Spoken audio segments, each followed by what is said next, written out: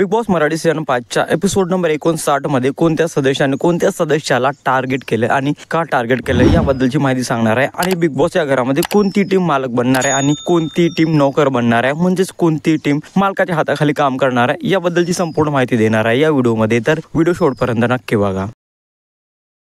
Hello, welcome back to my channel Marathi big boss update. Big boss Marathi season 5च्या episode number 59 बद्दल आणि एपिसोडच्या सुरुवातीलाच टार्गेटचा task चालू होता, ज्यामध्ये अभिजितने जान्हवीला टार्गेट केलं होतं। त्याने कारणे पण दिली होती की जान्हवी रिअल नाही आणि जान्हवी तिच्या मतांवर ठाम पण राहत नाही। आणि त्यातल्या त्यात अभिजितने प्याडी दादाला पण टार्गेट केले। प्याडी दादाला पण बोलत होते की हे माझी बाजू घेत नाही, हे यांच्या मतांवर ठाम राहत नाही। आणि अशा प्रकारे अभिजितने या दोघांना म्हणजेच जान्हवी आणि प्याडी दादाला टार्गेट केलंय। यानंतर जान्हवीने निक्की आणि अभिजितला टार्गेट केले, त्यात तिने व्हॅलिड रिझन पण सांगितलं। त्यानंतर निक्कीने जान्हवी आणि अंकिताला टार्गेट केले आणि प्रॉपर कारण पण सांगितली निक्की का या दोघींना टार्गेट करते आणि काय व्हॅलिड रिझन आहे। यानंतर प्याडी दादा आले आणि प्याडी दादाने निक्की आणि वर्षाला टार्गेट केले आणि त्यांनी पण वर्षात आहे आणि निक्की बद्दल व्हॅलिड कारणे दिली आणि ते ऐकून खरंच खूप बरं वाटलं, म्हणजे ऍटलीस्ट तुम्ही व्हॅलिड रिझन देऊन टार्गेट तरी करताय। यानंतर सूरज आला। सूरजने जान्हवी आणि डीपीला टार्गेट केले, पण सूरजची जी कारणे होती ती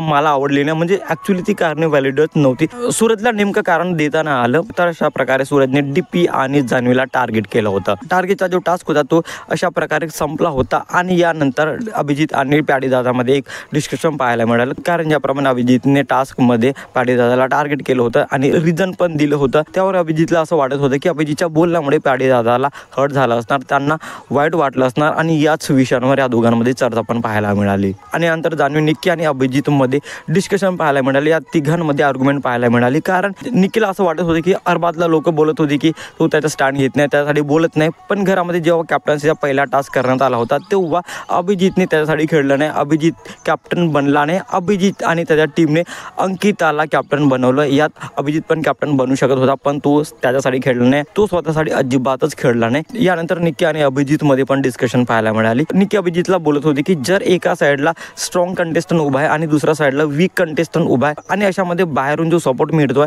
वोट्स मिळत आहेत, ते फक्त आणि फक्त वीक कंटेस्टंटला मिळत आहेत आणि असंच जर चालू राहील तर स्ट्रॉंगेस्ट कंटेस्टंट घराबाहेर जाऊ शकतो। कुठेतरी निक्कीच्या या स्टेटमेंटला मी अग्री करतोय, कारण लास्ट इविक्शन मध्ये पण असंच झालं। अरबाज खूपच स्ट्रॉंग कंटेस्टंट होता आणि तरी पण तो इविक्ट झाला आणि काही कंटेस्टंट असे घरामध्ये आहेत ते फक्त झोपतात, काहीच बोलत नाही, त्यांचा काही इन्व्हॉल्वमेंट आहे नाही, तरी पण ते अजूनही घरामध्ये सेव्ह आहेत। मग बिग बॉसने घरामध्ये एक टास्क अरेंज केला, ज्यामध्ये सांग कामे आणि मालकाचा टास्क होता, म्हणजेच दोन टीम होत्या। म्हणजे हा टास्क दोन टीम मध्ये होता, लगोरी खेळण्याचा होता। जी टीम लवकर लगोरी लावेल ती टीम हा टास्क जिंकणार होती आणि जी टीम टास्क जिंकेल ती टीम मालक बनेल आणि जी टीम टास्क हारणार ती नोकर बनेल। म्हणजेच मालक नोकरा जे काम सांगेल ते काम नोकर करणार होते। आणि अशामध्येच या दोन टीम मध्ये एक टास्क पाहायला मिळाला आणि तो टास्क खरंच खूप भारी होता। जसे या टास्क मध्ये दोन टीम होत्या, पहिल्या टीम मध्ये निक्की, सूरज, धनंजय आणि वर्षाताई होती, तर दुसऱ्या टीम मध्ये अभिजित, अंकिता, प्याडी दादा आणि जान्हवी होती।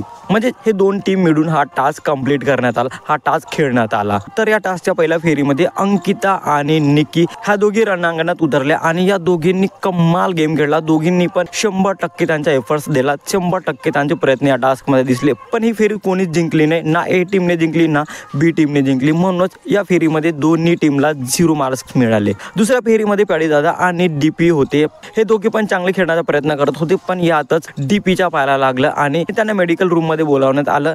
त्यानंतर परत एकदा ही फेरी चालू झाली आणि फेरी चालू झाल्याबरोबरच प्याडी दादाला पण लागलं आणि परत ही फेरी रद्द करण्यात आली। या दोघांना पण मेडिकल रूम मध्ये बोलावण्यात आलं होतं। त्यानंतर परत एकदा या दोघांमध्ये हीच फेरी चालू झाली, पण या फेरीच्या अंती कोणालाच एकही गुण मिळाले नाही, दोन्ही टीमला पण 0-0 गुण मिळाले। तर हे सर्व काही बिग बॉस मराठी सीझन 5च्या एपिसोड नंबर 59 मध्ये पाहायला मिळालं। हा एपिसोड तेवढा भारी नव्हता आणि तेवढा इंटरेस्टिंग पण नव्हता, पण काही अशा गोष्टी होत्या ज्या मी तुम्हाला ऑलरेडी सांगितल्या त्या व्हिडिओमध्ये, त्या खरंच पाहण्यासारख्या होत्या आणि जे पाहण्यासारखं होतं तेच मी सांगितलंय, बाकी मी स्किप केलं आहे। आय होप हा व्हिडिओ तुम्हाला आवडला असेल तर कमेंटमध्ये नक्की सांगा आणि अशाच इंटरेस्टिंग व्हिडिओसाठी भावाच्या चॅनलला सबस्क्राईब करा, शेअर करा। Thank you so much.